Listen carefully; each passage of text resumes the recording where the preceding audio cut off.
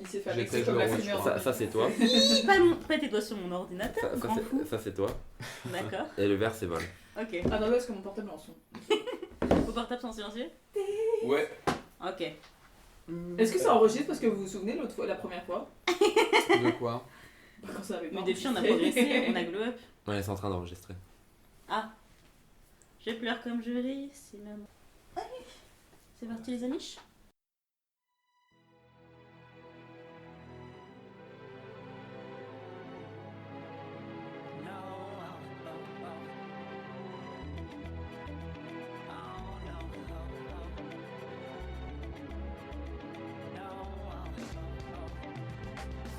Salut bisameux! Mais qu'est-ce qui te baragouine encore? Je vais tout expliquer Michel, mais avant je vais donner mon avis sur le prénom Michel. Je suis totalement légitime à le faire, hein, c'est le 3e prénom de mon père, vraie info, et en même temps l'info aurait pu être fausse que tout le monde s'en serait tapé le robinet à le faire fuir. Michel donc, mon avis, pour les garçons c'est moche, pour les femmes c'est beau, mais c'est mieux quand c'est écrit 2 LE à la fin. Vous écoutez bien Ctrl Z, le podcast qui refait l'actualité du mois qui vient de s'écouler. En ce mois de novembre, nous sommes réunis en cette belle municipalité de Strasbourg que j'aime appeler la ville du Stras, en opposition à la vraie ville des Lumières. Paris. Mais non, Lyon bien sûr. Strasbourg donc, ville du Parlement européen, du Conseil de l'Europe et capitale mondiale du marché de Noël selon eux-mêmes. Après, on va pas se mentir, les boules, le vin chaud et Maria Carré, ça fait toujours plaisir. Et vous savez ce qui fait plaisir aussi? Pour la première fois depuis le début de ce podcast, l'ensemble de l'équipe de Ctrl Z est assise autour de la même table. Can I get a amen? Amen! Ouais, je suis excité comme un facho qui vote une loi sur la réduction des droits des migrants. Les amis, wie geht's? Oula. Scheiße. Et donc, il essaye de parler alsacien. Mais oui Michel, en tant que bon français, j'ai fait LV3 appropriation culturelle.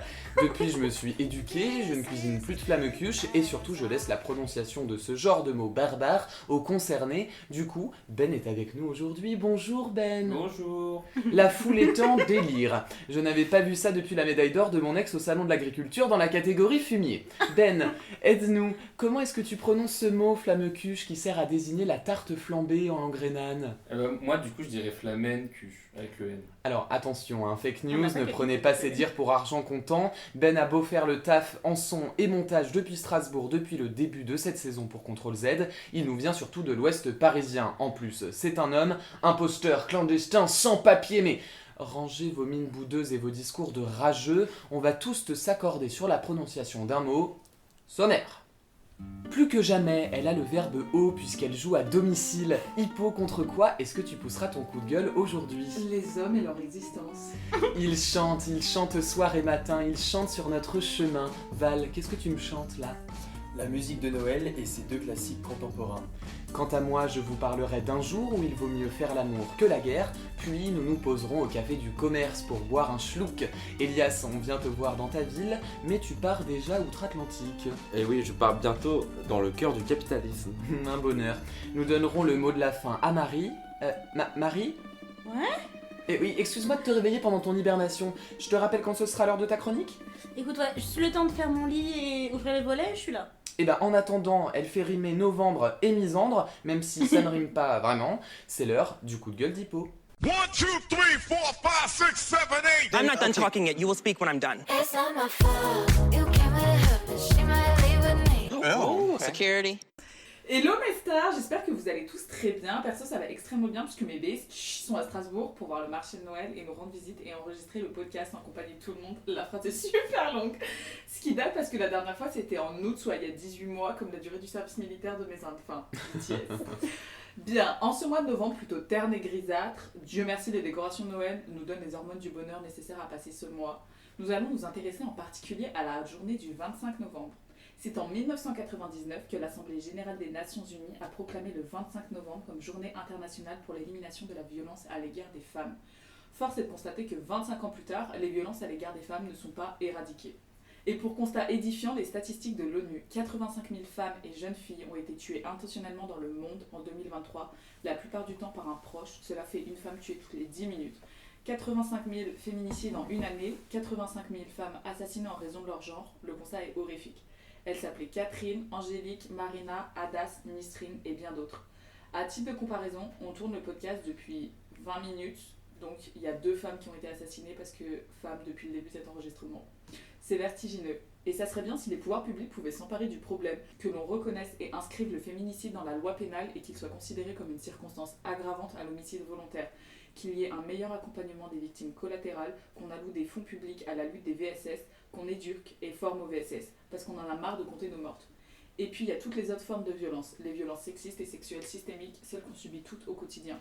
Ce serait sympa que les personnes qui ont la possibilité de faire bouger les choses le fassent réellement, histoire qu'on puisse vivre un petit peu, parce qu'on ne naît pas femme et on en meurt. Very great. 25 ans plus tard, après la proclamation de cette journée internationale, les femmes continuent d'être victimes des hommes et du patriarcat. Rien qu'en France, les associations féministes estiment qu'1 milliard d'euros alloués à la protection des femmes contre les violences sexistes et sexuelles permettrait de lutter efficacement contre ce fléau systémique. Mais Macron et Barnier doivent avoir d'autres projets en tête, tels que le renforcement des avantages fiscaux pour les plus riches, parce que quand même ils contribuent vachement à l'économie du pays, alors il faut savoir les récompenser. C'est toujours très sympa de voir que la survie, la dignité humaine de près de la moitié de la population mondiale passe après le confort de multimillionnaires. Et comme une bonne nouvelle n'arrive jamais seule, Trump est à nouveau président des USA. On peut même pas se foutre de la gueule des Américains quand l'extrême droite fait 11 millions de voix dans notre pays. Et ni une ni deux qu'après l'annonce de sa victoire, les masculins ont envahi les réseaux sociaux et plus particulièrement Twitter avec l'hashtag YourBodyMyChoice, vraiment à vomir. Mais que pouvait-on attendre de la part de pathétiques hommes et cervelés trop accaparés par leur minable existence pour penser à celle des autres? Donc oui, la journée du 25 novembre est primordiale. Et toujours aussi utile pour mettre en lumière toutes les violences sexistes et sexuelles systémiques que subissent les femmes dans une société bien trop patriarcale. Et non messieurs, la journée non officielle des hommes du 19 novembre n'est pas utile à la société, bouclez-la le temps d'un instant parce qu'on vous entend encore bien trop souvent. Merci Hippo. Nous sommes en 2024 et pourtant en 2006 déjà, Diams chantait « Y'a comme un goût de peur chez les meufs de l'an 2000 ». Alors, cette question s'adresse plutôt aux femmes qui sont en minorité aujourd'hui autour de cette table. Mesdames, au quotidien, est-ce que vous avez peur? En vrai, ouais. De ouf. Vous avez peur où? Vous avez peur Bah, quand? un peu, bah vraiment, moi vous me foutez dans une pièce avec un homme que je connais pas. Et même si je connais l'homme, sauf vraiment très rares exceptions, c'est-à-dire les 4 hommes de cette pièce, on est là, je suis un peu en mode I'm gonna end myself. La nuit, je vous jure que la nuit, vraiment, le sentiment le plus terrifiant, c'est genre quand tu te retournes et que tu vois quelqu'un te suivre, et genre tu sais qu'il est 1h, 2h. Et vraiment, moi je suis en mode je vais crever là, genre vraiment, donc je dirais un peu tout le temps, genre en fait, ouais. Bah écoute, moi, chaque matin quand je vais au taf et que je pars à 4h30, le trajet entre chez moi et où ma voiture est garée, des fois elle est garée un peu plus loin, je me pisse littéralement dessus à chaque fois. Vraiment, je suis là avec mon petit sac, je suis en mode écoute, si tu vas te faire violer, c'est peut-être aujourd'hui. C'est horrible. Mais et des fois, je vois des hommes dans la rue qui font leur vie, hein, qui m'agressent pas, mais je suis en mode ça se trouve, s'il va m'agresser, ça se trouve, je vais finir sous. En fait, une je suis à comme poubelle et tu ou me je sais menaces. pas, ouais, c'est ça. Genre vraiment, je suis à comme et tu me menaces. Et quand bah même, genre tu connais les hommes et tout, genre vraiment, je suis à comme et tu me menaces, genre à n'importe quel instant, t'es un peu en mode. Vraiment, mais même s'il t'arrive rien, en fait, t'as cette peur. En fait, il est déjà arrivé. La phrase est peu claire, vous le couperez s'il vous plaît. Tu peux finir cette phrase quand même si t'as envie de... Non, mais en fait, d'expliquer genre ton toutes idée. les meufs ont vécu un bail. Et genre, t'es un peu en mode, bon bah du coup, ça va forcément arriver. Enfin, en fait, ça va forcément. On va pas se mytho, on sait qu'il se repassera un truc un jour ou un autre, donc t'es un peu en mode. Waiting for it. On est en mode camp. Ouais, c'est ça, en fait, t'es juste en mode quand, t'es pas juste en mode est-ce que t'es juste en mode quand, donc ouais, non, c'est pas. Et vous, messieurs, est-ce que vous mettez en place des stratégies pour être un peu plus safe ou, je vais prendre un exemple, ce sera peut-être plus parlant, mais ça m'est déjà arrivé en fait, de rentrer à pied le soir et pour éviter d'effrayer en fait, les dames, soit je les dépasse, soit je change de trottoir et je les dépasse. Pardon, oui. Bah, je m'étais souvent posé la question parce que ça me met assez mal à l'aise du coup quand je marche et d'être en mode j'espère que j'effraie personne. Et j'ai fini par poser la question du coup à une copine qui m'a expliqué que quand elle estime qu'elle a l'impression qu'elle est suivie, soit elle genre ralentit volontairement, donc tu te rends compte si la personne ralentit que là elle veut que tu la dépasses, soit elle l'accélère et à ce moment-là il faut pas essayer de la dépasser sinon juste tu du coup il faut soit changer de trottoir, soit ralentir le pas volontairement et normalement ça met fin à la... Parce que parfois sur des longues distances ligne droite c'est assez... En fait, ouais, moi, Moi, genre, la des présence de fois, quelqu'un là. où j'ai l'impression que genre je suis suivie, genre des fois je m'arrête, genre je fais semblant Oui, de tu regarder t'arrêtes. mon portable et si la personne elle s'approche de moi. Et vraiment, mais des trucs, mais même si genre en mode on est en pleine journée, vous savez, genre des fois, t'as des. Enfin, tu sais, genre, bon, moi je marche pas droit par exemple, mais il y a plein de gens qui marchent pas droit. Et tu sais, souvent les gens ils s'approchent de toi.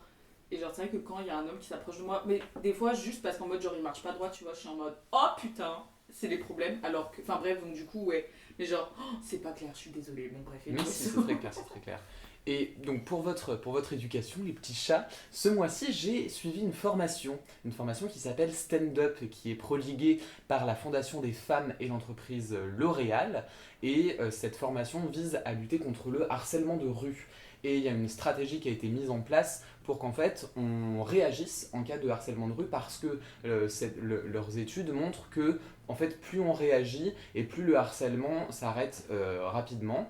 On montre aussi, enfin les études qu'ils ont fait montrent aussi que les femmes apprécient en fait quand on réagit au moment de leur agression. Donc c'est une manière aussi de se sentir un peu plus légitime quand on constate, parce que je pense qu'on a tous plus ou moins été témoins d'une agression à un moment ou à un autre et on ne sait jamais comment réagir. Et donc, pour nous apprendre à réagir, ils utilisent un acronyme, l'acronyme des 5D. Est-ce que vous connaissez cet acronyme ? Non. Est-ce que vous voulez essayer de deviner à quoi ça correspond ? Non, je rigole. Alors, cette méthode, en fait, donc il y a deux méthodes qui s'appliquent, soit, donc c'est 5D, il y a déléguer, donc ça c'est le plus simple, non, il n'y a pas défendre. Déléguer, parce qu'on n'est pas Batman en fait. Vous allez vous adresser à quelqu'un dans la même pièce ou dans le même lieu public pour essayer de mener une action collective. Il y a documenter, donc ça peut être filmer, prendre des enregistrements, prendre des photos, bien sûr en restant safe, hein, ne vous mettez pas en danger vous aussi. Et le dernier, c'est distraire. Et c'est souvent ce qu'on voit. Il y a pas mal d'influenceuses, notamment sur TikTok, qui, par exemple, font des bruits d'animaux où on voit les perturber. Et c'est aussi ce qu'on peut voir dans coucou Miranda, comment ça va ? C'est aller parler à la victime et faire comme si on la connaissait pour en fait la sortir de cette situation-là. Donc ça, ces trois premiers D s'appliquent vraiment à la victime, donc déléguer, documenter et distraire. Il y a un dernier D qui ne s'applique pas du tout à l'agresseur, c'est dialoguer bien sûr. Vous pouvez aussi aller voir la victime et lui demander si ça va, en fait, tout simplement, sans pour autant la distraire. Et donc le dernier qui s'applique finalement à l'agresseur, c'est diriger. Donc là pour le coup, c'est dire à l'agresseur tu dégages. Donc déléguer, documenter, distraire, dialoguer, diriger, les 5 D contre le harcèlement de rue, parce que plus on agit, et moins les agresseurs agressent. Et ça, c'est pas mal. Je vous propose quand même de continuer avec des bonnes nouvelles, parce que c'est vrai que le tableau que nous a dressé Hippo, qui est un tableau réel, est quand même assez maussade, mais heureusement, il y a aussi des bonnes nouvelles. Je vous propose un petit quiz sur les bonnes nouvelles du mois de novembre. Attention, c'est parti. Qu'a-t-on célébré le 26 novembre 2024 ? À votre avis ? C'est un anniversaire ? Il me semble que c'est la loi Veil. Tout à fait. On a Quel célébré homme. les 50 ans de la loi Veil sur la légalisation de l'avortement. Ça fait plaisir cet anniversaire. Et on n'arrête pas de se battre, hein, puisqu'on rappelle que quand l'extrême droite arrive au pouvoir, les premiers droits qui sont touchés, c'est ceux des femmes. Bah, bien sûr que On oui. continue de le rappeler. Voilà. Deuxième, alors, bonne nouvelle, je ne sais pas, mais depuis combien de temps est-ce que le procès Pellico dure, à votre avis ? 3 mois, tout à fait. Ouais, 3 mois, ouais. Alors, ça fait 12 semaines que Gisèle Pellico tient bon, on lui envoie tout notre soutien. Ouais. Vraiment, c'est Big up. devenu vraiment une icône. Là, pour le coup, on en parle en septembre, mais je crois que là, ça y est, elle fait l'unanimité et elle est en train d'ouvrir un débat qui est fou sur le consentement. Et les réquisitions qui est tellement nécessaire. du procureur, elles se sont faites le 25 novembre. Et du coup, genre, il avait commencé par en mode, ouais, c'est un jour historique en plus pour les femmes et tout, et en plus pour, du coup, Gisèle Pellico. Enfin, c'est vraiment un procès historique. Mais même, elle a fait la une sur un journal allemand qui mettait en fait en avant Ouais. ses actions Bah, Vogue, et Vogue ouais, Germany. c'était Vogue Alors Germany que nous, il y a exactement. des caricatures dégueulasses de Charlie Hebdo. Mm. Allez. On les embrasse. Ou pas. Pas trop. Autre question. Désormais, que peut-on faire au fisc concernant les violences sexistes et sexuelles ? Ah bah, t'arrêtes les... Porter plainte. Non mais Alors, au pas fil, direct, on j'ai avait pas la compris en fait. La Mais question l'administration est fiscale. volontairement ambiguë. En fait, il y a une nouveauté pour les violences sexistes et sexuelles qui s'applique au fisc. On peut faire une demande au fisc, mais qu'est-ce qu'on peut leur demander ? D'arrêter qu'ils comptabilisent les, je sais pas, les revenus en commun ou un truc Non, comme ça. il me semble- non. Moi, il me semble, Ouais. j'avais lu que c'était plus sur les adresses, où en gros, ils pouvaient masquer maintenant les adresses de Ah, la ok, conjointe, Ok. pour plus que du coup, il y ait, Ah bah c'est très très bien. le conjoint sache où elle habite. C'est exactement ça, sur simple demande, hein. Il suffit vraiment d'envoyer un message. Les personnes séparées de leur conjoint ou de leur conjointe pourront demander à ce que leur nouvelle adresse soit masquée sur leur avis d'imposition ou leur avis de taxe foncière pour éviter que ce conjoint potentiellement violent ne les retrouve. Parfait. Et dernière mesure qui ne s'appliquera que fin 2025, dans quel lieu est-ce qu'il sera possible, donc fin 2025, de porter plainte pour les victimes de violences conjugales? C'est les hôpitaux.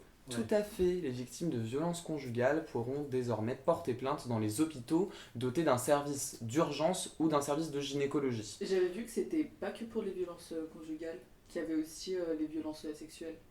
Oui, oui, tout à fait, les violences sexistes et sexuelles. Ouais, que Tout à du fait, ça coup, s'applique pas que aux violences enfin, conjugales. malheureusement, tu dois faire des prélèvements pour prouver, parce qu'en France, on est très. Voilà, on est très sur ça, quoi. Et donc, du coup, bah, c'est mieux parce que littéralement, la police, hein, voilà. En attendant de Très pouvoir bien formé, porter, en attendant de pouvoir porter plainte dans les hôpitaux, si vous êtes victime de violences sexistes ou sexuelles, il existe un numéro d'urgence gratuit et accessible 24 heures sur 24 et 7 jours sur 7, c'est le 39-19. Tout à fait, c'est le 39-19. Pour finir sur ce sujet, est-ce qu'on parlerait pas des petits cancels du mois? Slimane visé par 2 plaintes, Gérard Darmon dont le comportement a été dénoncé par 9 femmes dans Society.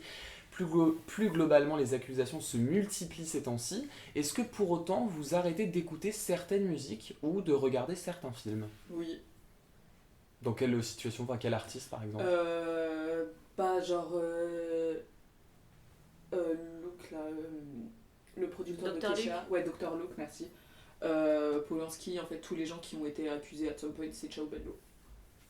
Faut dire les termes. Donc, Slimane, ma belle, mon amour, hop, ciao. Je l'ai réécouté, j'avoue, une dernière fois. Quand j'ai eu Non, mais le... oui, tu le- réécoutes une dernière fois En et guise d'adieu après, et ciao. en après guise ciao, ma d'adieu. belle. Ouais, Fils de je chien. les cancel.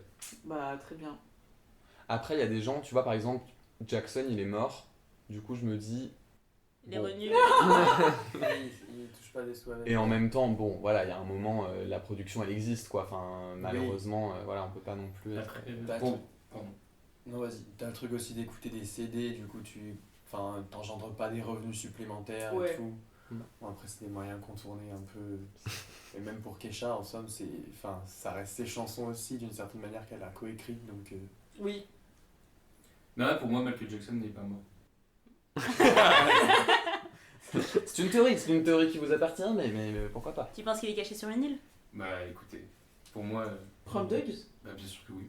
Non. Pourquoi? C'est quoi qui te fait penser ça? Non, attends, Je rigole, non. Moi, j'avais cru à une théorie à un moment, mais j'avais vu que tu peux te faire passer pour mort durant un certain Oui, nombre oui, de et temps. c'est- du coup, il allait États-Unis. revenir à un moment. Voilà, Mais le délai est passé, donc... voilà. Je pense qu'il est caché avec Fourniret, ils se font des petits cocktails de temps en temps. Non, attends, c'est lequel qui est caché? C'est pas lui? Oh, Si, bah si, il y a Fourniret du Attends. trou. On peut citer Oh, d'autres noms de pédophiles. Mais sans haine et sans violence, il y a une star que j'aime écouter avec un consentement libre et éclairé. Val, qu'est-ce que tu me chantes là?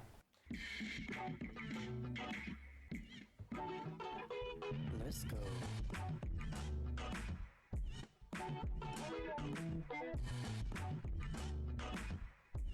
Et bah aujourd'hui, je vais vous chanter la musique de Noël et 2 classiques contemporains. En effet, Noël, ses traditions et plus particulièrement sa musique, bien évidemment. Je voulais notamment parler du fait que si au départ les chants de Noël n'étaient pas qualifiés comme tels, ils étaient bel et bien entonnés dans les sociétés païennes lors du solstice d'hiver, merci Radio France qui m'explique ce que c'est, jour le plus court de l'année marquant la fin de la récolte annuelle en milieu agricole. Puis le christianisme, après s'être répandu en Europe, s'est peu à peu mêlé au chant de ce que va devenir Noël. Il s'appuie donc sur cette tradition existante de décembre et y insère la naissance du Christ afin de convertir les populations. L'Église chante alors Noël, des siècles plus tard, en 1818, et notamment composé la chanson « Douce nuit, sainte nuit » pour la messe autrichienne. Au siècle dernier, la musique de Noël prend un autre tournant, elle se veut moins ancrée dans la religion, mais davantage dans la saison de l'hiver, et c'est sur un air festif que s'y adonnent cette fois-ci des chanteurs et chanteuses populaires. Pour ma part, je retiens donc 2 gros classiques contemporains dont j'aimerais vous conter les refrains. Indice, ils célèbrent respectivement leur 30e et 40e anniversaire cette année. Desquels s'agit-il? Question plutôt facile. Last Christmas. Et tout ce que je veux pour Noël, c'est toi. Ouais. Exactement. All I Want for Christmas is You qui fête du coup ses 30 ans cette année et 40 pour Last Christmas Mais avec quel âge, Maria? en ce moment. Et Ah bah en fait, le chirurgien fait un bon un peu plus que l'âge de la chanson du coup par voie de conséquence. Et je voulais donc mettre en lumière les paradoxes mais aussi les points sur lesquels les deux titres se rejoignent. Déjà, leur création découle de deux initiatives différentes. Mariah Carey à l'époque, elle était poussée par sa maison disque Sony à sortir un album de Noël, mais elle n'en avait pas trop l'envie. Aujourd'hui d'ailleurs, un album de Noël c'est souvent synonyme d'une carrière en déclin ou d'un contrat à boucler. En tout cas, elle va finir par s'y atteler plus ou moins à reculons en composant 3 titres pour l'album, les 8 autres étant des reprises. Pour ce qui est de Wham, c'est carrément l'inverse. Le projet n'était pas un album entier, mais bel et bien un seul titre. L'idée a émané directement de George Michael, qui était plus que déterminé à l'idée de compiler tous les ingrédients nécessaires à la confection du tube de Noël, qui se hisserait au sommet des charts britanniques de l'an 84. Mais les deux chansons se rejoignent sur plusieurs points. Déjà, il faut un nombre infime de collaborateurs pour leur réalisation. Mariah Carey, elle implique Walter Afanasieff dans le processus de création. Ils sont donc 2 dans les crédits d'écriture et de composition. Du côté de Wham, on a un George Michael qui désimplique son binôme, Andrew Ridgeley, puisqu'il écrit et compose seul la chanson, dont il présentera une ébauche à son acolyte du style « Regarde ce que j'ai fait !» Andrew décrira néanmoins l'instant comme merveilleux. Le succès est immédiat pour les 2 titres, mais le sommet du podium, non. Wham reste bloqué au Royaume-Uni derrière la chanson caritative du collectif anglo-saxon Band-Aid, Do They Know It's Christmas, dont les revenus ont servi à lutter contre la famine qui frappait l'Éthiopie cette année-là.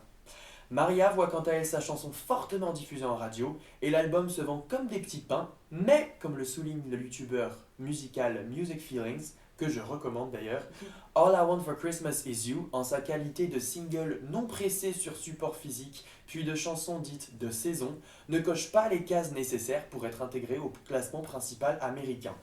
Il n'y est donc pas éligible à sa sortie, et ce durant près de 2 décennies. Mais alors, point commun, et je vous sollicite de nouveau, les 2 chansons ont fini par atteindre le numéro 1 sur le territoire national de leurs artistes respectifs au cours des 10 dernières années. En quelle année justement? Je vous demande. À la volée. Maria, c'est pas 2012 en fait? 2014. Non, plus tard. 2018. 2016. Un peu plus tard. 2020. Oui, pour lequel? Last Christmas. Oui, Ah non. c'est ça. Et du coup, pour Maria, c'était... 2019. Oui, exactement. Oh. 2019 pour Maria aux US et 2020 pour Wham au Royaume-Uni. Pourquoi? Eh bien, grâce au changement de règles des classements respectifs, donc des charts musicaux de chaque pays, qui ont fini par comptabiliser le streaming comme paramètre de consommation d'une chanson quelques années plus tôt. Cette année-là, Maria avait d'ailleurs misé gros en termes de marketing en 2019, avec la sortie d'un nouveau clip pour la chanson, des CD et des vinyles inédits, et même un mini-documentaire Amazon. Dans les prochaines semaines, c'est sur le site de George Michael qu'on trouvera des éditions exclusives du single de Last Christmas, pour qui la quarantaine n'a rien d'une crise.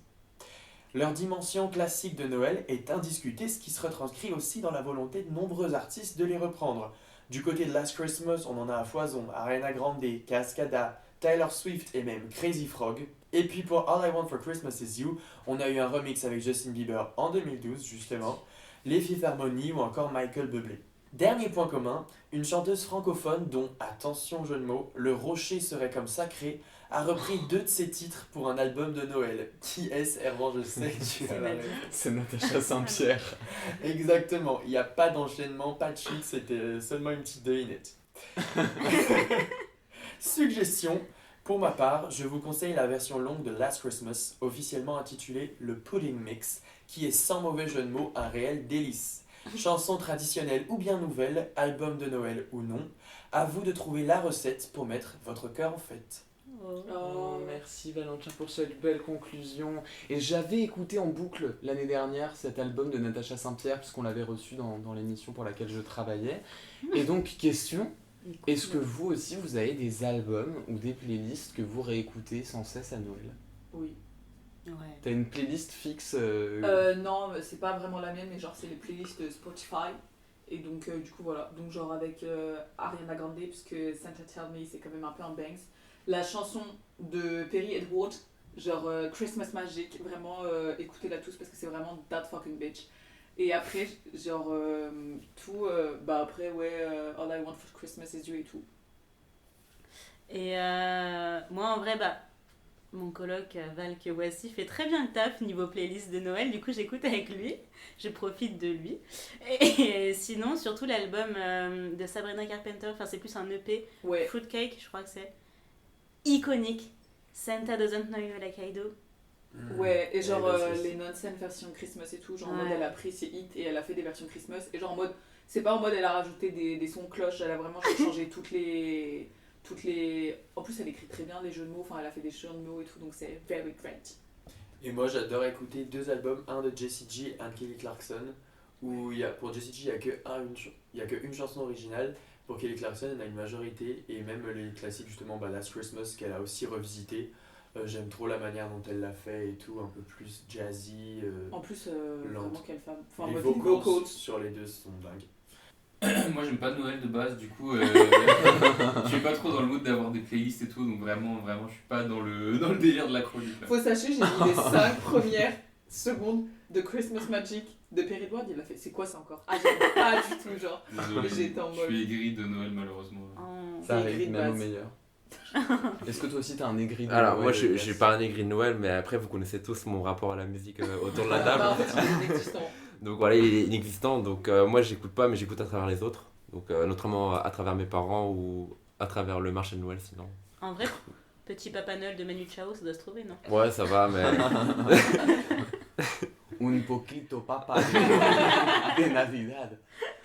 Est-ce que, selon vous, ces chansons, elles sont indémodables? Oui. Bah oui. Ah non, si quand même. Ah ouais? Abuse. Bah t'as vu, là ça fait 40-30 ans et chaque année on l'attend un peu. Enfin, c'est pas qu'on l'attend, mais on sait que ça va arriver et on est en mode bah oui. En vrai, tu réécoutes All I Want for Christmas is You. Ouais. Genre, tu vois, ça va. En mode, je te dis pas que tu te la retapes, je la mets pas en boucle, mais en mode, tu te la tapes une fois de temps en temps, ça va. Pareil, genre Last Christmas et tout, genre, franchement, ça fait le taf, tu vois. Et je pense dans 10-15 ans, ça refera le taf. Hein. Et je pense que vu que ça va de pair avec la saison, la célébration, on se dit pas qu'à un moment ça va être daté vu que Noël c'est récurrent. Ouais, c'est ça. Enfin, Ouais. oui, c'est le principe. Chaque année, mais du coup, bah, vu que c'est un peu un mishmash des deux, et enfin, je pense pas qu'il y ait ce truc de c'est daté, puis la preuve en est, ça fonctionne chaque année. Quoi. Bah en fait, j'ai l'impression que Noël égale ça presque. Enfin, on se comprend la période de Noël Bah, c'est égale devenu très t'écoutes commercial. forcément une de ces Non, mais musiques, quoi. déjà, moi, je suis désolée, mais le teasing de Maria Carey Qui est en se train de dégèle. Non, mais qui se dégèle ou qui est en train de se faire buter par je sais pas, un vampire. Et genre, elle est en mode, c'est le 1er novembre, et du coup, elle est en mode, ouais, it's time. Et après, du coup, genre, elle casse. Mais j'avoue que je l'attends le 1er novembre maintenant. Genre, j'attends, je vais sur son petit compte, je vois son truc. Mais moi, je suis Elle a désolée, fait mais le le taf. mois de novembre, que Dieu nous garde s'il y a T'aimes pas ce mois-là? Je suis Mais qui aime désolée. le Hein. mois de novembre? Pardon, Benjamin, il y a ton anniversaire, mais pour moi, c'est le pire mois. Ok. Non, mais il y a On janvier enchaîne, aussi. on enchaîne. Moi, ce que j'aime dans ces chansons de Noël, c'est qu'elles parlent d'amour quand même. Et en ce moment, comme dirait France Gall, au secours, j'ai besoin d'amour. Besoin d'amour. Ah Non, ça pas c'est l'amour. Laurie. Le 11 novembre, on célèbre l'armistice de la guerre 14-18. Comme je vous ai déjà parlé de guerre le mois dernier, et puisqu'Israël a une forte tendance à chier sur les accords de cessez-le-feu, j'ai plutôt décidé de faire l'amour et la paix. Alors, j'ai décidé de faire l'amour. Je vous rassure, hein, premièrement, je ne décide pas seul, je demande avant, pendant et tout le temps si mon partenaire est consentant. Et deuxièmement, ma vie sentimentale et sexuelle étant un no man's land, on peut aisément affirmer que je n'ai pas beaucoup creusé la tranchée ces 20 dernières années. Mais ce n'est pas grave, non, en fait je dirais même que je suis dans la moyenne. Le 13 novembre dernier, l'INSERM a publié un rapport sur les sexualités en France. On apprend que ces 10 dernières années, les gens ont eu leur premier rapport sexuel un peu plus tard qu'avant. Par exemple en 2023, la moitié des Françaises avaient forniqué passé 18 ans, pour les hommes c'était avant 17 ans et demi. Mais Erwan, t'as pas 21 ans? Maman, arrête d'écouter s'il te plaît. L'INSERM affirme aussi que les gens forniquent avec plus de monde dans leur vie. En moyenne, les femmes estiment leur body count à 7,9 partenaires contre 16,4 chez les hommes. N'oubliez pas que c'est ceux qui en parlent le plus qui en font le moins. On vous voit, messieurs. Enfin, vous les voyez. Hein. La dernière fois que j'ai vu un homme, moi, c'était sur un panneau publicitaire du métro. Il était écrit « Qui veut épouser Yachimir ?» Ben, je le connais pas, mais je veux bien le rencontrer, moi, Yachimir. En plus, le 11 novembre, on célèbre les poilus. Ça ferait d'une pierre deux coups. En parlant rencontre, en 2023, 39,4% des femmes et 43,5% des hommes de moins de 30 ans ont déjà rencontré leur partenaire sexuel en ligne. Après, ça aussi j'ai essayé, hein. J'ai même tout essayé. Yubo, Fruits, Tinder et même Connected to Me. Si on annonce que des données ont fuité, j'ai même pas besoin de savoir de quel site on parle. Dans tous les cas, je sais que je suis concerné. Même Snapchat. Non mais vraiment. Même Insta. Non mais vraiment, les rencontres sur internet, ce n'est pas mon truc. Soit les dates sont gênants, soit on s'est déjà un peu trop dévoilé par écran interposé pour que j'assume rencontrer la personne en vrai. Et je ne suis pas tout seul. Tout âge confondu en 2023, un tiers des femmes et un peu moins de la moitié des hommes ont eu une expérience sexuelle en ligne avec une autre personne. En revanche, quand je dis il a pu arriver que j'envoie des photos dénudées de ma personne, je ne dis pas envoyez-moi des photos dénudées de votre personne. Et oui, hein, le consentement ça marche aussi en ligne. 28,7% des femmes et 6,3% des hommes déclarent avoir reçu des nudes sans leur consentement. Il ne me reste donc plus qu'à retrouver le chemin de ce que Juliette Armanet appelait la traversée du désert, l'amour en solitaire. Oui, parce que désormais les femmes en parlent aussi. Si elles n'étaient que 42% à déclarer se masturber en 1992, elles sont désormais 72,9%. Côté mâle, on sait bien que l'astication n'a jamais été un tabou, 92,6% des hommes déclarent avoir déjà pratiqué la masturbation, bien que, ce mois-ci, théoriquement, le mouvement No Nut November vous incitait à ne pas vous toucher les noix pendant un mois. Est-ce que je vais vous poser la question ? Non. En novembre, j'ai donc appris à faire la paix avec moi-même. Pour cela, j'avais 2 mantras, faire l'amour autour de moi et arrêter de prendre des cartouches. Mais de quoi parle-t-il ? De tes clopes, maman. Arrête de fumer, s'il te plaît. Merci de m'avoir écouté les chats. J'aimerais qu'ensemble, désormais, on se replonge dans nos cours d'éducation sexuelle au lycée. Le cours d'éducation sexuelle. J'en ai pas tellement eu. Et oui, d'ailleurs, le 27 novembre, le Conseil économique, social et environnemental a publié son programme d'éducation affective et sexuelle pour les écoles maternelles, primaires, les collèges et les lycées. Dans la loi, il est inscrit que chaque élève devrait bénéficier de 3 séances par an, mais selon leurs données, moins de 15% des élèves en bénéficient. C'était comment votre éducation sexuelle à l'école, les amis ? Inexistant. Alors moi j'ai été dans l'enseignement catholique, donc je peux vous dire que mes puces, il n'y avait rien, et le seul truc que j'ai eu c'était une intervention en seconde par l'infirmière qui littéralement était extrêmement homophobe. Donc genre juste la seule intervention un peu sexuelle qu'on a eue c'était en mode faut vous protéger machin, petite pique, petite insulte homophobe par-ci par-là, et elle était en mode de toute manière vous n'avez pas à faire ça, c'est pas avant le mariage et tout, donc j'étais en mode OMG. Et après juste quand on me parlait de l'avortement par exemple au collège, donc pareil encore une fois collège catholique, voilà, on va taire les noms, c'était juste pour nous dire non mais la vie est une... Et la vie, faut la protéger, genre. Donc on n'a pas eu de cours d'éducation sexuelle. Ou sinon de la propagande, catho. Et bah écoute, moi, lycée public pour le coup, mais mon prof était vachement gêné.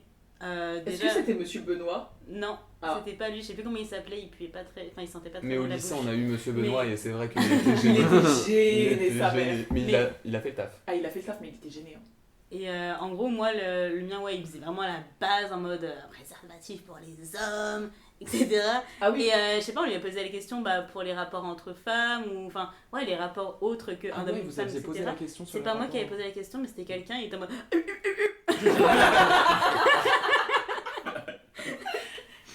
Véronique fait un infarctus. Voilà. Non mais c'est sûr, en termes d'identité de genre et de sexualité, c'est quand même un peu la cata. Moi je me Mhm. souviens que c'est notre prof d'SES qui nous avait fait un peu un cours sur le genre, Non, comme mais un par peu le contre, sexe cette femme, social. faut dire Mais- qu'elle a fait notre Jamais eu ça, Oui, éducation. mais moi. c'est Après, hyper oui, c'est- limité. Ah, Enfin, oui. en Oui. SES, enfin, Non, oui, mais il y a bien Sarah- sûr des Sarah- inégalités de genre dont il faut parler, mais c'est terrible. Et d'ailleurs, là en fait, sur ce programme-là du CESE, il est complètement contesté par les franges les plus conservatrices de notre pays. C'est Qui étonnant. dénonce la fameuse théorie du genre. Alors on ne sait toujours pas à quoi ça correspond, à part à une bêtise, mais en fait ce qui est complètement fou, c'est qu'il dénonce le fait qu'il y ait la mention de identité de genre dans le programme, alors que cette notion apparaît dans le code pénal, Oui. en fait, au titre des discriminations. Donc en fait, il y a un moment, va falloir vous réveiller les amis. Non mais quoi. en fait surtout on va dire les termes, pour moi si vous êtes vraiment contre l'éducation sexuelle aux enfants, vous êtes vraiment des pédophiles. Parce que genre quand t'as 10% des élèves dans une classe qui sont victimes d'inceste et que genre du coup ça fait 3 élèves sur une classe de 30 qui sont victimes d'inceste et que vraiment ça détruit les vies, genre genre après venez pas parler genre en mode ouais on est contre et tout, enfin juste l'éducation sexuelle c'est adapté et c'est juste en mode votre corps vous appartient et juste il y a un adulte qui a pas à vous le toucher et tout, parce que bien souvent les adultes ils vont jamais te dire oh, on va faire des bails comme ça va toujours être un jeu, en mode ils vont amener ça sous forme de jeu et en plus cacher le truc, donc genre je suis désolée mais pour moi vous êtes vraiment un pédophile et vous êtes en fait pas pour protéger les enfants si vous êtes contre l'éducation sexuelle à l'école. Parce que je suis désolée, mais on n'apprend pas à faire des pipes ou des trucs comme ça en fait en classe. Juste, on vous dit vraiment à votre gosse, en fait, votre corps vous appartient, il n'a pas à y toucher. Si un adulte vous le touche, vous devez en parler et tout. C'est pas à vous d'avoir honte et tout. Donc vraiment. Bah c'est ça, et puis à chaque fois il faut les offusquer en mode plus c'est jeune. Ah bah non, on va pas parler de ça, etc. Mais ça éviterait bien des soucis justement de leur parler du consentement, etc. Enfin, comme non, tu mais dis, ouais, 10% de la population qui est victime d'inceste, je suis désolée, mais c'est vrai. Enfin, c'est énorme, genre. Mais complètement, et en plus c'est marqué dans ce programme-là, en fait, il y a toute un pan du programme sur l'éducation affective, sur l'égalité entre les hommes et les femmes, sur le consentement, l'intimité, en disant un adulte, quand bien même il a de l'autorité, ne peut pas vous toucher à ces endroits-là. Ça, en fait, dès la maternelle, on peut leur dire. Mais oui. Et j'ai une très bonne amie qui a éduqué ses enfants en ce sens-là. Elle demande toujours avant de leur faire un bisou. C'est un truc débile, mais en vrai, c'est la base. Et c'est déjà arrivé que ses enfants disent non, j'ai pas envie de te faire la bise à un adulte. Et je trouve ça génial parce que, en fait, petit et petite, on n'osait pas du tout dire ces choses-là. Et en fait, ça peut changer et on peut faire évoluer les choses. On parlait aussi de contraception, parce que moi, pour le coup, c'est le seul truc que j'ai eu. J'ai eu une éducation assez pleine sur la contraception. En ce moment, c'est la campagne du SIDAction qui lutte contre les discriminations envers les personnes atteintes du VIH et qui lutte aussi, bien sûr, pour que ce virus arrête de circuler au sein des populations. Selon l'étude de l'INSERM, c'est à peu près la moitié des hommes et des femmes qui utilisent un préservatif. En fait, c'est très peu. Qu'est-ce qu'on pourrait faire? Est-ce qu'il y a des mesures? Les préservatifs, je crois qu'ils sont déjà gratuits pour les moins de 25 ans. L'éducation, qu'est-ce qui manque? L'éducation, juste en mode une éducation complète, voilà. Encore plus? Oui, puisque en plus, du coup, c'est le préservatif, c'est vraiment, le préservatif masculin, du coup, c'est vraiment quelque chose qui est sur la responsabilité des hommes et qui, du coup, for once, prendront genre un peu sur eux et prendront du coup peut-être moins de plaisir au moment du rapport, mais ça évite que du coup la femme du coup concernée, si c'est dans un rapport du coup hétérosexuel, que la femme du coup prenne sur elle et prenne des trucs comme la pilule, qui est quand même quelque chose d'ignoble. Donc ça franchement ça coûte pas de mal. Ça coûte pas de mal. Ça fait pas de mal, oui. Ouais, ça fait pas de mal, et puis tu fous la capote, et évidemment l'excuse de ça rentre pas, c'est faux, archi faux, ça rentre sur toutes les tailles, même sur des bouteilles de 2 litres, donc pas d'excuses. Il y en a qui le faisaient sur leurs jambes ou leurs pieds. Non mais vraiment autour de nous on entend des anecdotes comme ça et tout, ça fout les sur un pied, fout en rame, quoi. Et je voulais finir un peu notre échange là-dessus sur une question un peu plus philosophique. J'ai l'impression, moi, au collège et lycée, et peut-être que même j'étais acteur de ça, mais qu'on avait une certaine injonction à la sexualité. Où fallait, là, je trouve ça même drôle qu'il y ait le body count des gens dans l'étude, je trouvais ça assez fou. Est-ce que c'est juste un truc patriarcal? Oui, non, mais est-ce que du coup c'est une pression que vous ressentez vous, au quotidien, cette injonction à la sexualité? De dire il faut montrer consommer. Consommer, voilà. Bah, ça dépend autour de qui. Par exemple, autour de des gens safe, concrètement non, je ressens pas ça. Et autour d'hommes, par exemple, autour d'un groupe d'hommes, d'amis ou quoi, oui, là clairement. Des hommes quoi. Et plus les gens sont safe, moins on a la pression normalement. Je suis d'accord. Mais en fait, en vrai, quand t'es genre avec des gens safe, en vrai t'as genre la pression de rien, mais c'est vrai que Non mais par exemple, je veux dire de la même manière où là, dans ce groupe, il y aura jamais une injonction mariage, tu vois. Par exemple, c'est-à-dire que le 24 au soir, ça va être genre en mode et du coup le mariage, nanana. Enfin donc oui. C'est super pas relevant, vous pouvez couper ça. Et sans transition, après avoir parlé amour et sexe, place au tue l'amour. Elias, depuis ton café du commerce, tu nous parles du retour de Donald Trump au pouvoir. C'est à toi.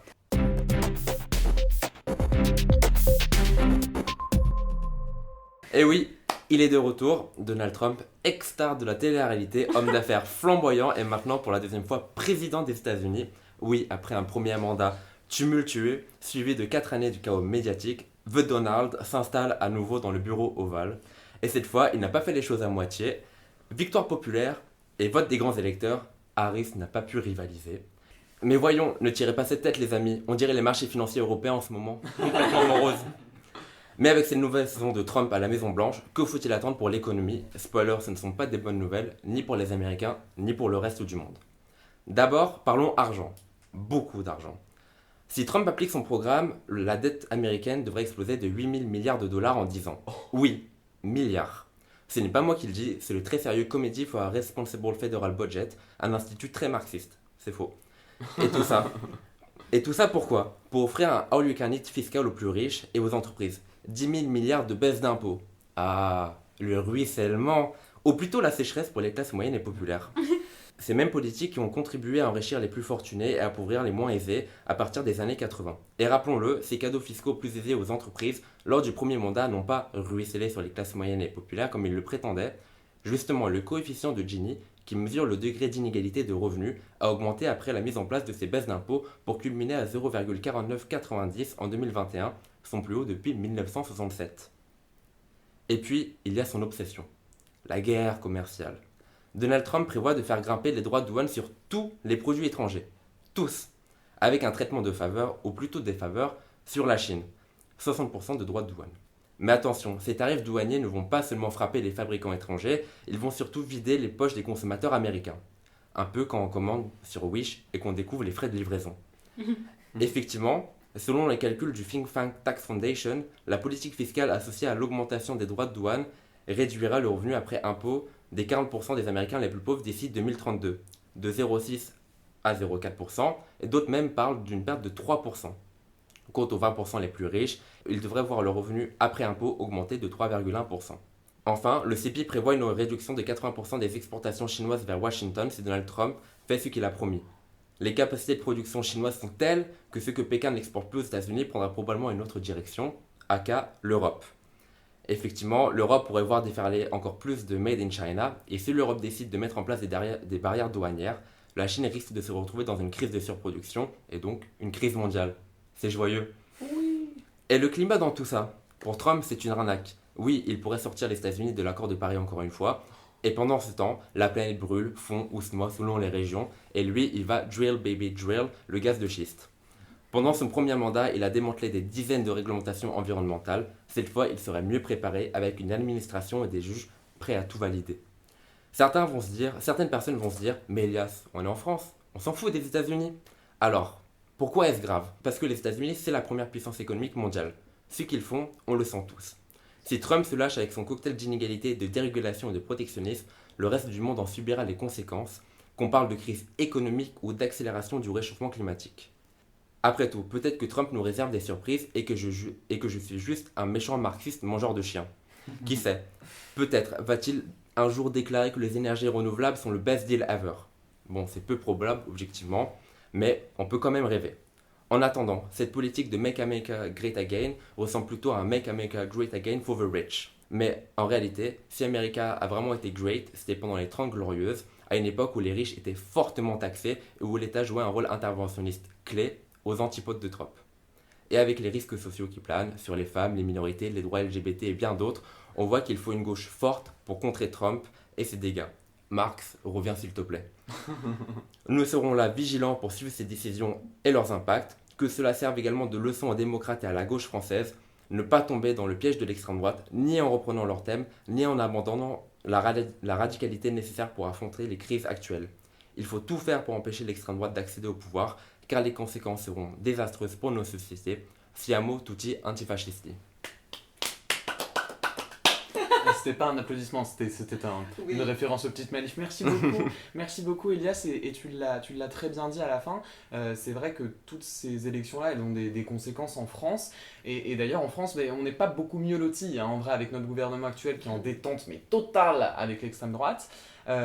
Et par rapport à cette extrême droite française, justement, le 27 novembre dernier, Marine Le Pen et ses petits copains sortaient tout juste de leur procès pour emploi fictif. Tiens donc, le procureur réclame 5 ans de prison, 300 000 € d'amende et 5 ans d'inéligibilité avec exécution provisoire. Alors, moi, quand j'ai su ça, j'étais mis au max, mais Méluche n'était pas de cet avis. Tiens donc, il dénonce la guerre politique menée par les juges. En anglais, on parle de lawfare. En tant que citoyenne et citoyen, les petits chats, est-ce que vous pensez que c'est mieux de battre Le Pen sur le terrain politique ou sur le terrain juridique ? Moi, perso, je suis pour genre les peines d'inéligibilité. Bon, je suis pour Ouais, ces c'est peines. c'est un très mauvais mot. Je suis grave pour ces peines parce qu'en fait, ça me saoule de voir des Enfin, je pense que ça saoule beaucoup de Français de voir les politiciens un peu corrompus ou quoi que ce soit. Et je dis pas ça parce que je suis une gaucho et que c'est une extrême droite. Enfin, si c'était quelqu'un de gauche, j'aurais apprécié aussi qu'il y ait une peine de ce genre. Parce que non, stop, hein, c'est bon, mettez-nous une safe place politique un peu. Même Ne si- serait-ce que pour la crédibilité. Enfin, Non, mais elle laisse c'est parler ça. d'une gauche forte si la gauche ils sont tous corrompus. Enfin, Non, mais surtout, Non. Puis je pense que C'est c'est pour ça genre- que beaucoup de. Ouais, t'as la dimension. Après, je comprends le fait qu'il dise ça en mode il veut que ce soit les idées qui vainquent, qui remportent justement l'élection, mais dans ce cas-là, dans la mesure où en plus il y a moyen de la rendre inéligible, bah, do it.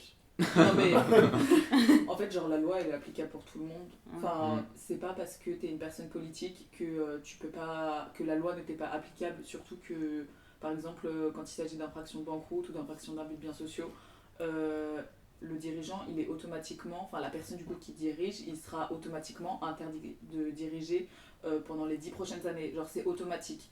Et c'est une mesure qui a été mise en place depuis des années, depuis, je sais pas, 20-30 ans, bon, peut-être 15, bon, bref, depuis au moins plusieurs décennies. Personne ne remet en cause cette interdiction, mais quand il s'agit de politique, c'est un problème. Enfin, genre, la corruption, c'est quand même 5% du PIB mondial. Donc, à un moment, quand c'est des atteintes à la probité, je veux dire, si on met pas ce genre de peine, tout le monde, ils auront quoi? Ils auront une pauvre amende qu'ils vont pouvoir payer, ça va rien changer à la situation. Donc à un moment, si le seul moyen pour qu'ils comprennent de ne pas faire des atteintes à la probité, c'est de leur coller des peines d'inéligibilité, bah do it. Et genre, je suis désolée, c'est 5 ans et c'est 5 ans pour tout le monde. Et on en parlait avec Elias l'autre jour, le député de gauche qui a utilisé ces fonds, vous savez là, les fonds, les 17 000 € par mois que tu as pour rémunérer les collaborateurs et tout, pour acheter de la drogue, pareil, je suis désolée, c'est détournement de fonds publics, c'est inéligibilité 5 ans. En fait, à un moment, tant que la justice, elle foutra des 6 mois avec sursis ou des bracelets électroniques pour Sarkozy, pour les Balkany et tout, bah ça sera inéligibilité pendant 5 ans jusqu'à ce que les gens comprennent. Non, mais après, moi je pense qu'autour de la table, on est tous d'accord que la justice doit s'appliquer, quel que soit le camp politique ou la personne politique. De toute façon, ça, du coup, ça se réfère à la loi Sapin 2, l'inéligibilité, voilà. Après, vraiment, on parle de battre l'extrême droite.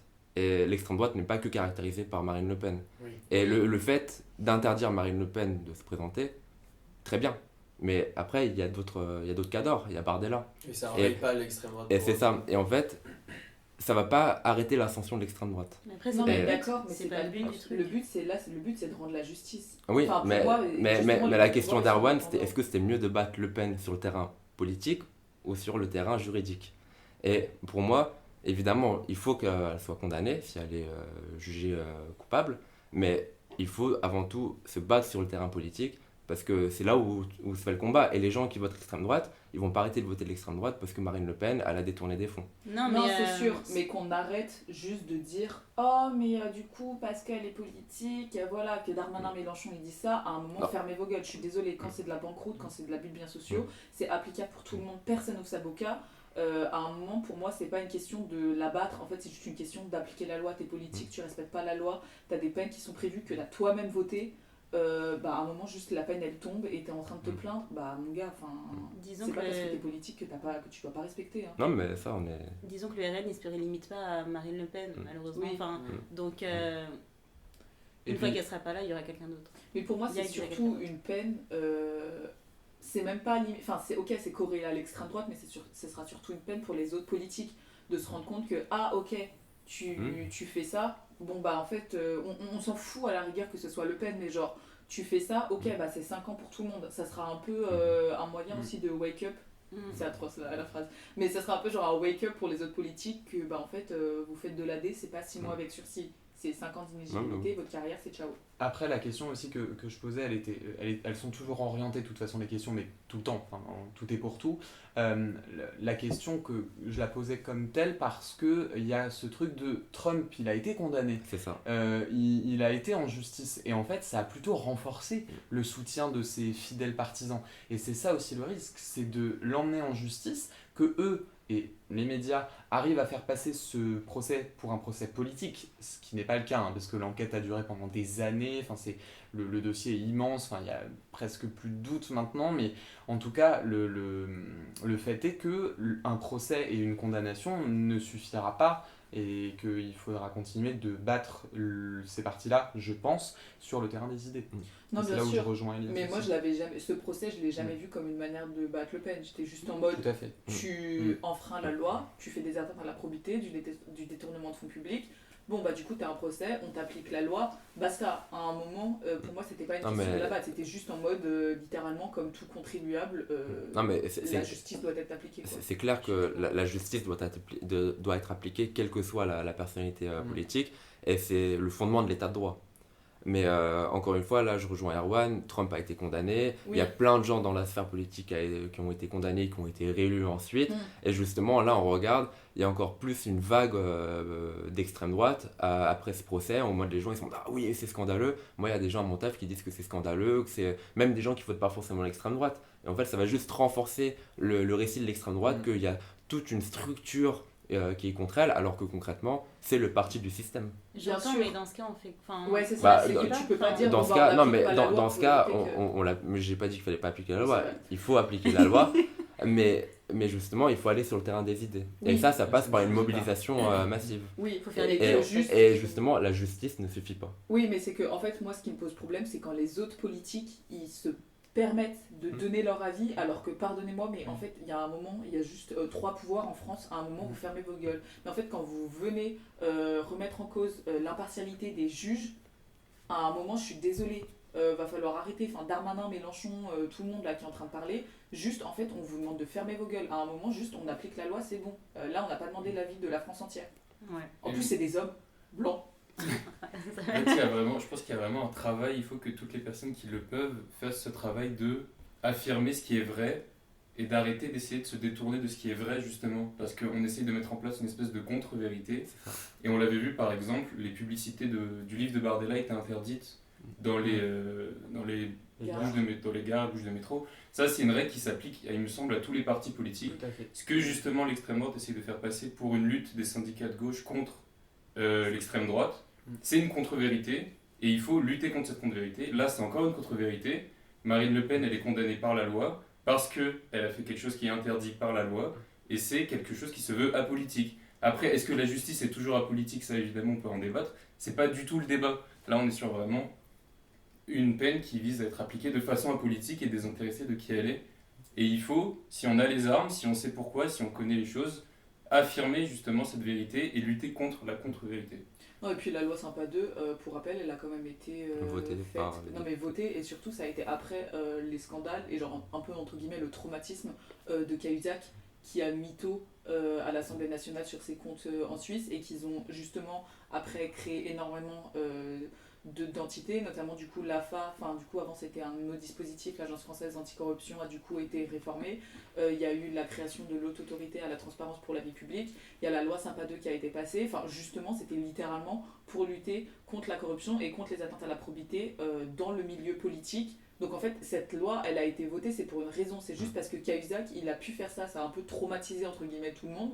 Et donc on fait ça, et maintenant on se plaint que la loi elle vient d'être appliquée. Mais en plus c'est toujours les mêmes qui se plaignent du laxisme de la loi. Mais alors là on leur applique les lois, et là c'est politique et tout. Non mais fermez vos gueules genre. Non mais c'est vrai que c'est un sale temps en ce moment pour la politique, mais elle aussi, elle a vécu entre le froid des frigos et le froid de la météo ce mois-ci, contre la morosité ambiante elle a toujours le fin mot. Marie, c'est à toi.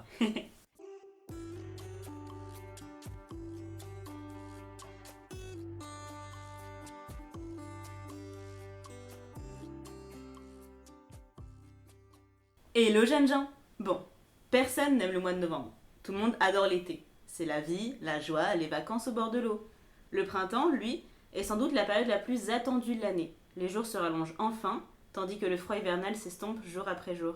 Septembre, on en a déjà parlé. Rentrée, renouveau, découverte, tout ça. En octobre, le temps ne se rafraîchit pas assez pour qu'on le déteste. Décembre. Oh, décembre. Ai-je vraiment besoin d'en rajouter? Tout le monde aime ce mois. Janvier, même vibe que septembre. À la limite, février pourrait se sentir rejeté. Mais c'est le mois le plus court et celui de mon anniversaire, alors j'estime qu'il a un certain mérite. Et voilà, il ne reste plus que novembre, le mois de la pluie, des commémorations bien glauques, du froid qui n'en finit plus et des jours qui n'en sont pas. La dépression hivernale nous stalk comme notre ex à 3h du mat, les psys font des heures sup, même les animaux ont laissé tomber. Soit ils ont migré, soit ils hibernent tranquillement dans leur petit nid douillet. Et vous savez quoi? Moi aussi. Ça y est, j'en ai ma claque du ciel gris. Même ma prose a foutu le camp. Et voilà que je m'y prends encore à la dernière minute pour rédiger ma chronique. Alors oui, je culpabilise quand je sais qu'Elias a déjà rendu la sienne depuis des jours. Oh et puis tant pis pour l'introduction soignée. Le mot du mois, hibernation, c'est décidé. J'ai réservé un Airbnb dans la grotte d'un ours plutôt sympathique. Je pars après cette chronique. Maman, t'inquiète pas, on sait que les ours sont plus safe que les hommes. Ces dernières semaines, c'est plutôt mon appartement qui a pris l'allure d'une grotte. J'ai ressorti mes chaussettes à fourrure, mon plaid est devenu une seconde peau. Les soupes sont de retour et ma série réconfortante est la seule animation du logis. Les sorties se font plus rares, mon chat est aux anges. Les réveils pour le travail sont plus douloureux. Et vous savez quoi? J'adore ça. Cette période est l'occasion d'un retour à soi, à l'écart du monde. Je prends le temps, la vie va à mon rythme. Je me replonge même dans ma passion de toujours, l'écriture. Mon roman n'a jamais autant avancé que depuis ces dernières semaines. Mes personnages se retrouvent propulsés au cœur d'une intrigue à laquelle ils ne s'attendaient pas. Cette torpeur retrouvée comble à merveille mon besoin de me sentir en sécurité. Et oui, contre toute attente, ces derniers jours ont mis en avant des insécurités qui, j'en étais persuadée, étaient en phase de disparaître. Il faut croire que les combats qu'on pense parfois terminés ne le sont jamais vraiment. Bon, j'ai l'impression que j'ai un peu plombé l'ambiance. C'est mon côté drama queen. Je ne me suis pas tant coupée du monde que ça. La preuve, j'ai rejoint notre annexe strasbourgeoise avec mes incroyables co-chroniques heureuses que voici. Je ne sais pas encore ce qui me rend le plus heureuse, les retrouver ou le marché de Noël qui me tend les bras. Bah nous retrouver. Je vous dirais bien que tout ce que je veux pour Noël c'est eux, mais Erwan me souffle à l'oreille que j'ai déjà fait cette disquette le mois dernier. Il est temps d'innover. Que s'est-il passé d'autre ce mois-ci? Oui, parce que je suis censée vous parler d'actualité. Mattel, qui a mis en vente des poupées en voyant un site porno, je dois admettre que... Oh mon dieu. Je dois admettre que la perspective de Magali, 50 ans, femme mûre à 200 mètres de chez moi, qui montre ses plus beaux atouts à des CE2, me fait un peu rire. J'ai peur pour mon karma maintenant. Mais vous savez qui devrait craindre pour le leur aussi? Ces millions d'États-Uniens, grâce à qui le cancer de l'humanité se voit élu une seconde fois. Make America crap again, hein. Aucun effort. Allez, bon. J'ai dit que cette chronique devait être positive. J'avoue, j'ai pas retenu beaucoup d'informations en ce sens. Mais j'en ai une. Quelle ne fut pas ma surprise le 1er novembre, en me rendant au travail, de voir arriver mes collègues masculins parés d'une élégante moustache. C'est alors que j'ai appris l'existence du Novembre bleu. Oui, bon, j'aurais préféré qu'on ne genre pas les couleurs, Octobre Rose si tu nous vois, mais j'ai tout de même trouvé l'initiative intéressante. En gros, chaque année, le mois de novembre est une occasion de se mobiliser pour prévenir les cancers dits masculins, un peu dans la même vibe qu'octobre avec le cancer du sein. Bref, je les ai trouvés adorables mes petits collègues, c'était trop mignon de les voir engagés pour quelque chose qui les touche. Ils pourraient faire de très bons alliés dans d'autres combats s'ils faisaient l'effort de s'y intéresser. Mais bon, ils étaient choux. Allez, mon temps de parole touche à sa fin. Tant mieux, je commençais un peu à être à court. Ma grotte me manque. La bise, jeune fou. Marie, comme l'ex de Sherifat, tu as les mots et tu nous rends accro, merci. Et tu n'es pas la seule à être sortie de ton hibernation pour un dernier mot. Le 14 novembre, l'Académie française a sorti le dernier tome de son dictionnaire. Cet ouvrage clôt un travail débuté en 1986. Je vous propose donc de parler des nouveaux mots de ce dico. Allez, premier mot direct. Wokisme, définition, courant de pensée, idéologie née aux États-Unis dans les années 2000 qui prône l'éveil des consciences aux inégalités structurant les sociétés occidentales et privilégiant la lutte contre les discriminations, notamment de nature raciste, sexiste et homophobe. Qu'est-ce qu'on pense de l'entrée de ce terme dans le dictionnaire? La définition est pas... Je m'attendais à pire. Oui, ça va. C'est assez objectif. Après, par l'Académie française... On connaît les balles. Mais en fait, je sais que c'est vachement péjoratif dans la bouche des gens qui l'emploient, justement. Mais alors que woke, pardon, ça veut dire éveillé. Enfin, moi, je me sens limite complimentée quand on dit que je suis éveillée par rapport au reste de la population. Enfin, par rapport aux fachos. Enfin, bah, ça va un peu les lumières, mais puis... Mais oui. C'est devenu un mot-clé qu'on brandit, mais en somme, la définition... Ils connaissent pas la définition. C'est tragique, genre... Ah oui, vraiment. Même c'est C'est l'inverse. juste que c'est que quelqu'un t'es contre la d'ouvert, quoi. discrimination. Ouais. Et c'est devenu péjoratif, je Et comprends puis même, ils mélangent plein de termes ensemble, genre la cancel culture, le wokisme Non, et mais tout. l'islamo-gauchisme, c'est allez. l'islamo-gauchisme, mais ils foutent tout dedans. Par contre, du coup, moi je pense que c'est un mot que nous en tant que tel on doit récupérer. Ah oui, mais on serait Bah, clairement. Parce que c'est vraiment genre un mot très fort, Ouais. surtout qui vient quand même d'un pays des États-Unis où on sait qu'il y a vraiment des inégalités systémiques. Et justement, on doit l'utiliser et on doit se le réapproprier. Non, mais surtout, ils sont en mode ouais, c'est un mot hyper de gauche, mais en fait, il n'y a pas de gauche aux États-Unis, mais plus. Enfin, je veux dire, non, mais. Wake up, genre. C'est trop bien d'être woke, pardon. mais- C'est trop bien d'être woke, ce sera le titre du podcast. L'Académie française a aussi féminisé certains métiers. Il sera donc correct de parler des viticultrices ou des soigneuses. Les chats, est-ce que vous aussi, comme les académiciens et académiciennes, vous pratiquez l'écriture inclusive ?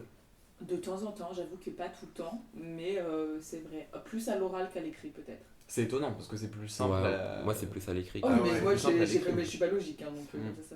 Bah moi oui, depuis mon dernier stage notamment, parce que ça faisait partie un peu de la charte d'écriture.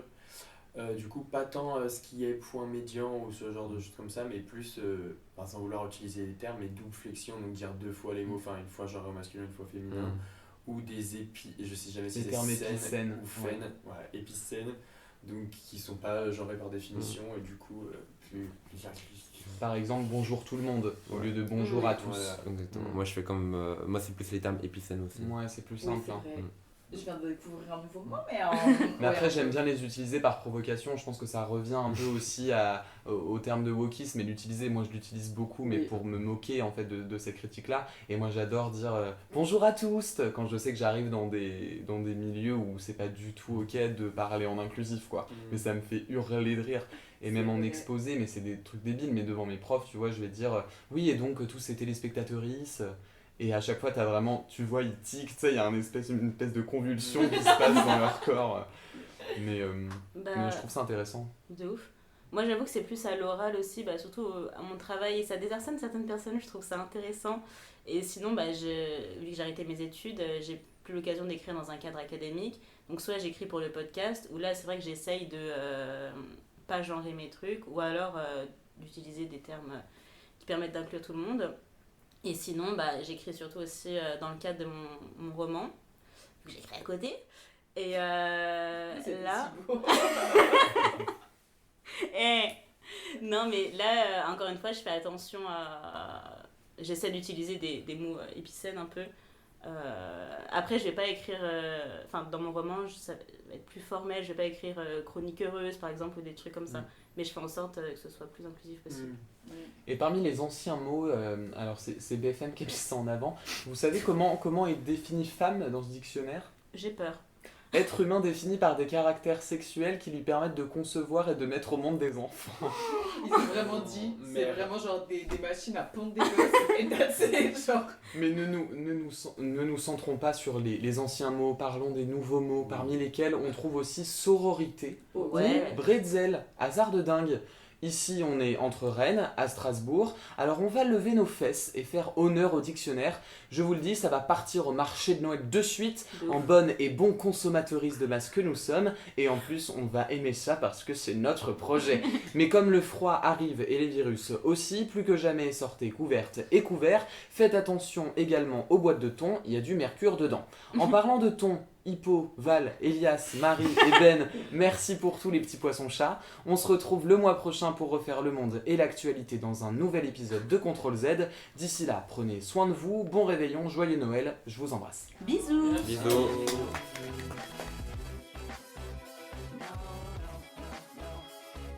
Never gonna stop. No, no, no, no.